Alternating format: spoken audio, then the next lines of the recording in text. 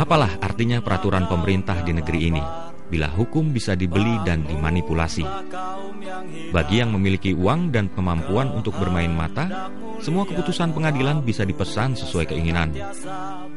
Untuk itu KPA menghimbau kepada petani miskin dan buruh tani yang sedang berjuang merebut hak kepemilikan tanah untuk tidak menempuh jalur mediasi atau melalui jalur hukum peradilan yang seringkali ditawarkan oleh pemerintah.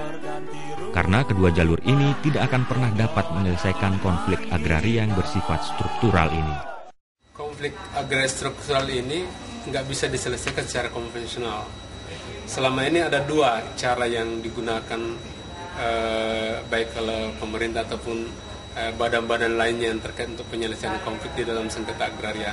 Pertama melalui jalur pengadilan, yang kedua melalui jalur mediasi.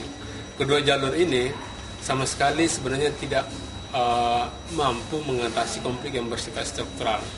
Misalnya kalau kita memakai jalur pengadilan, hampir semua kasus-kasus rakyat atau kasus-kasus tani yang dibawa pengadilan itu terbentuk dari menanyakan alat buktinya. Misalnya petani itu mengklaim atas alas hak apa, sementara konflik itu terjadi karena bukan alas hak. Umumnya petani kita menggunakan alas hak berdasarkan adat istiadat atau berdasarkan klaim secara turun-temurun, sementara yang digunakan di dalam pengadilan adalah yang diakui oleh satu kebijakan, misalnya dengan HGUK atau dengan jenis izin lainnya kayak HPH. Nah itu kalau berbenturan, itu pasti masyarakat agak sulit menerimanya karena dia punya klaim historis di dalamnya. Nah meskipun selesai di tingkat pengadilan karena dimenangkan oleh investor karena dia punya alasan, saya kira tidak akan menyelesaikan konflik karena orang pasti akan tetap menuntut karena dia punya dasar pikiran lain. Itu yang menyebabkan bahwa meskipun diputuskan pengadilan tetap dia menjadi konflik agraria. Ada banyak kasus begitu. Yang kedua, kalau melalui proses mediasi itu kan ujung-ujungnya adalah soal win-win solution. Jadi semua pihak yang bersengketa diharapkan menyepakati lalu mengambil keputusan bersama. Tetapi seringkali yang disebut dengan aspek keadilan di dalam dua cara inilah yang terabaikan. Jadi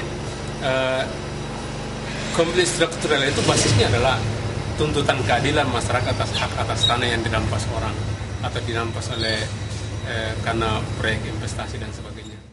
Fakta itu memang tidak dapat dipungkiri. Apalagi selama ini hukum memang sering dipahami secara tekstual sehingga bisa mengoyak-ngoyak rasa keadilan masyarakat. Padahal dalam tujuan hukum, selain ketertiban hukum, kepastian hukum adalah rasa keadilan bagi pihak-pihak yang tidak diuntungkan yang merupakan tujuan hukum.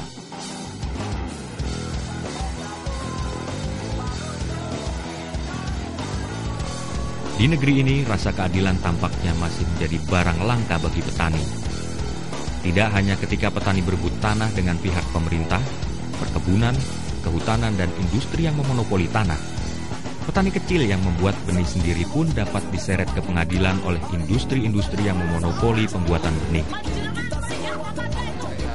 Aksi teatrikal puluhan pemuda di Kediri, Jawa Timur merupakan gambaran betapa lemahnya petani di negeri ini. Hanya karena nekat membuat benih jagung sendiri, seorang petani miskin ini diseret ke pengadilan oleh industri benih yang merasa dirugikan. Mereka menuntut wakil rakyat yang dulu dipilihnya saat pemilu mengambil kebijakan untuk memberikan perlindungan hukum kepada petani.